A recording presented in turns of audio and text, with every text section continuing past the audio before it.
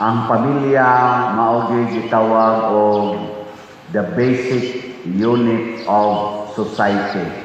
Kung sa ato pa ng lawas, mura na sila mga cells in the body.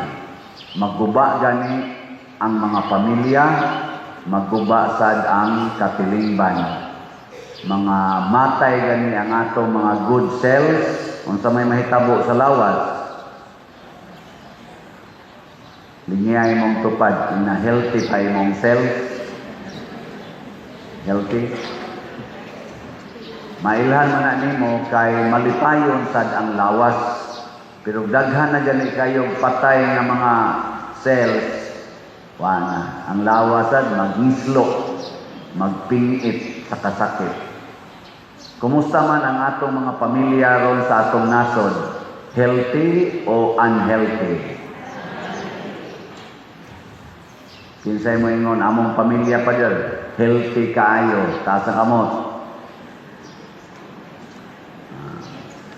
Kana gani, sa healthy pa lang, usa na lang yung isa. Sabot na yun akong pangutanon, kumusta man atong mga pamilya karon, holy? Kinsa din mo ingon, ang among pamilya pa dyan, healthy pa, holy pa yun. Taas ang kamot. Naging lang. Nya punan pag inatog lain pag yung it happy. Kinsa mang pamilyahan din nga healthy pa, holy pa, happy pa gyud. Sa kamot. Asang luoya kun ang atong pamilya dili na healthy, dili na happy, dili na holy, ang ato sang katilingban, ang atong nasod dili na sad healthy, dili na sad holy, dili na sad happy. Nya imagine ninyo unsag kahimtang ang mga tao nga dili healthy, dili happy, dili holy. Porting paisa. Mao na ang ato rong kahimtang porting lisura. Lisod siya politically, economically, spiritually, socially, ecologically. Murag hurot-hurot yung tanan galisod. Linyay mong tupad. Ina, wa ka maglisod. Wa ka naglisod. Salamat day kayo ninyo ha sa inyong generosity kay inomdo mo atong mga staff din nga usahay mag 4 days ni, usahay mag 6 days. Inana no. Luoy kay tanan nya karon among gikwenta-kwenta ang inyong gipang hug sa atong mga special fundraising mura makaabot-abot na tagaan og differential ang atong mga staff. So tapla nato kadto mga adlaw nga wa sila mabayari. Pakpak. Lipay kayo ato mga staff. Kuan dito pader mura na dito savings nako. Murag savings pero daan na sadtong hatag. Natimingan lang na ay mga generous nato nga mga parishioners. Pero ayaw na mo pagdahom ana kay sunod tuig 3 days na lang ta. Ay okay ra na pa niya mag-expect ya po sila tapla ni tapos tuig dako-dako na ni. Wa na ikatapal. Anang kani manggong pag himo sa pamilya nga balaan mga igsoon mo epekto sa siya sa atong kinabuhi nga espirituhanon. Dili gyud pwede nga ngato rang lawas mao'y malipay hasta gyud ang kalag. Pero kung ang ato ra ganing lawas mo itong lipayon, ang resulta mahimo yung alaot ang atong kalag. Nya kung ang atong kalag alaot na kay naglunang na sa sala, kay nagbisyo ang lawas, mubalik na sad nas lawas, maapektuhan na sad. Sa katapusan yon ang magantos ang lawas yon. Kung ang kalag dili na holy, dili na happy, dili na healthy. Karon unsaon man pagpahimo natong happy, holy and healthy. Sa atong unang duha ka pagbasa, labi na gyud sa Ebanghelyo, gipakita ang mga importanteng buluhaton sa pamilya, mga ginikanan, mga members sa family, hinumdumi gini ninyo. Importante kayo ni. Wa gyud gihisgutan dinhi nga kwarta, wa gihisgutan dinhi nga kinahanglan mahimog yung professional sa imong mga anak, mahimog yung mga degree holders nga naa gyud kay stable na house and lot, naa gyud kay sakyanan, wa gyud maapil. Aning gihisgutan dinhi. Unsa may unang gihisgutan? Sa unang pagbasa, mga anak, tahura ang inyong papa o mama. Ayaw mo pagsupak-supak nila, pagpaulipon mo sa inyong mga ginikanan. Hindutan, nanong nangaming hoy mo. Mao ni Roy batasan sa mga anak.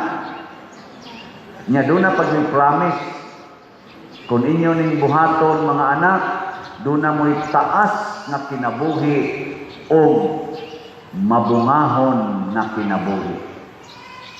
Long and prosperous life. Mao na saan, para sa mga anak. Nya kay kitang tanan mga anak manggita. Kinsa man ninyo dinhi ang wa gyud makasukol sa ginikanan, taas kamot.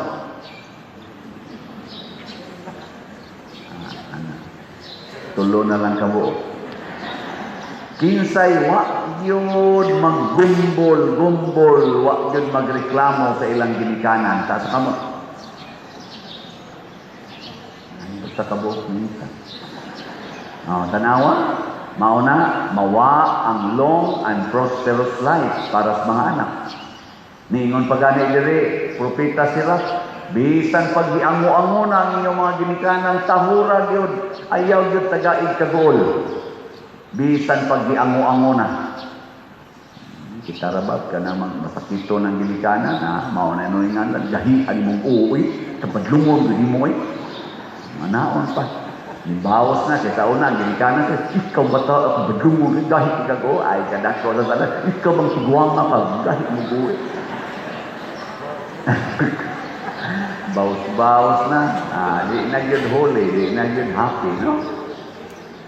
Niyang sa pagilaing hisgutan, karig yung atong ikaduhang pagbasa, pur tindaghanas gihisgutan ni San Pablo, nga puyan, pero ang sentro, gibat-bat yung San Pablo, mga asawa, sunda ang inyong bana. Ayaw yung supak-supak. O, lahi man karon ang asawa naman mo pasunod sa bana. Nabalik. So, ang asawa gila mo sunod sa bana.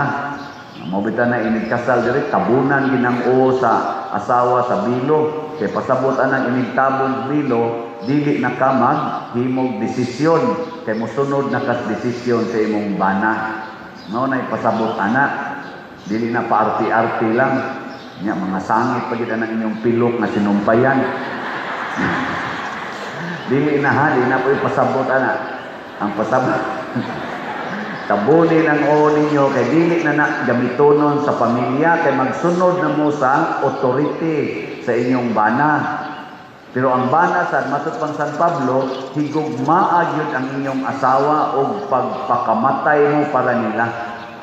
Tato pa ang authority sa bana, dili para sa iyang kaugalingon, para sa asawa mo na ang bana gimuhatag sa aras.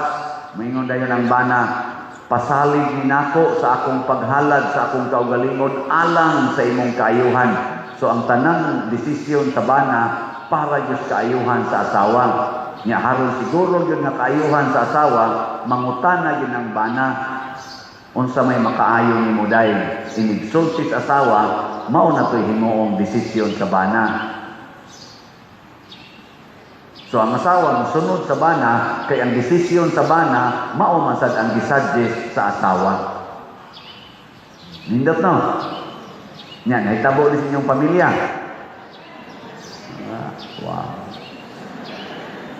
Nya, dimension sa ni San Pablo, mga anak, kuha niya ang unang pagbasa, tahura gid ang inyong ginikanan. Pero doon na sa siya gisulti sa ginikanan. Wa man to isulti diri sa unang pagbasa.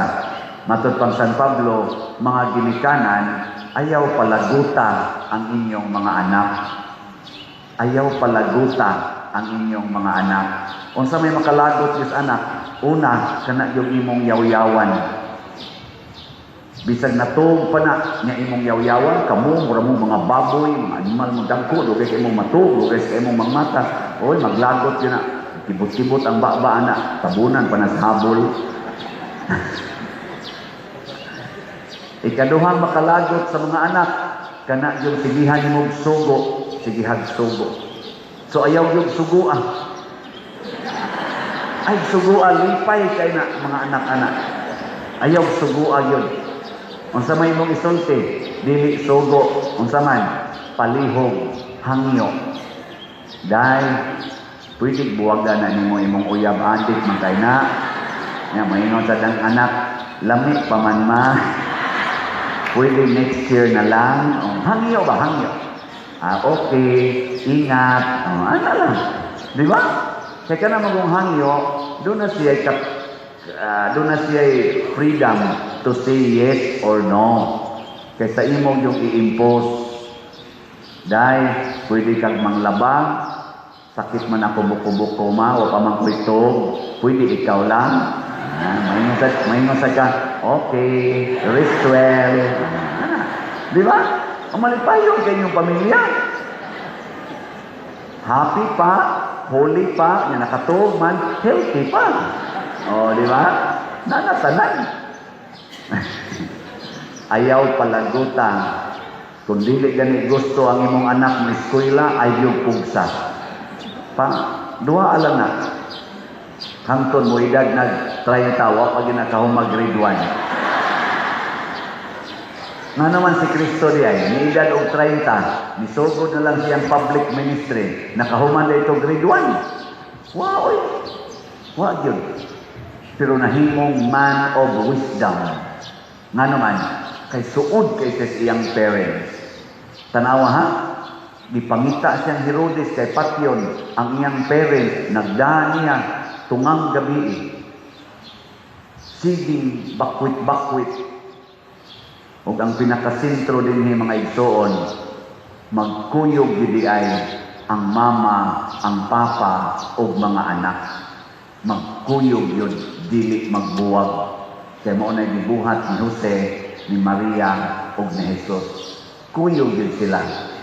One for all for one. O kung sa may nigubaan ng oneness sa mama, papa, o anak, una yun karon cellphone. Ikaduha, computer. Ikatulo, bisyo. Ikaupat, kwarta. Kwarta yun. Kanang kwarta. Sus, mo abroad ko. Sorry ha, sa mga abroad. Pero ako lang yun yung mentionon. You should think about this very, very carefully. Kaning pag-abroad, ng imong anak, mao pa gani pagkatao, or 1 year pa lang, niya ang mama, di na niya makitaan for another 2 years, or 1 year. Sakit-sakit gina sa bata. Unya ang papa sad, simbako lang, nagbisyo sad, musingit-singit sa glaing babae, porting paitan. Niya ang tuwa sa abroad, ni singit-singit sa glaing laki dito kay Diminaw, patay na yung holiness. Patay na yun ana ang happiness. No? Ug daghang nahitabo ana karon na maninoy na nindot yun pero ubay-ubay sa yun ang damages. Ug daghang yung mga broken families tungod pagpangitag kwarta. Ang pangitaa Ginoo.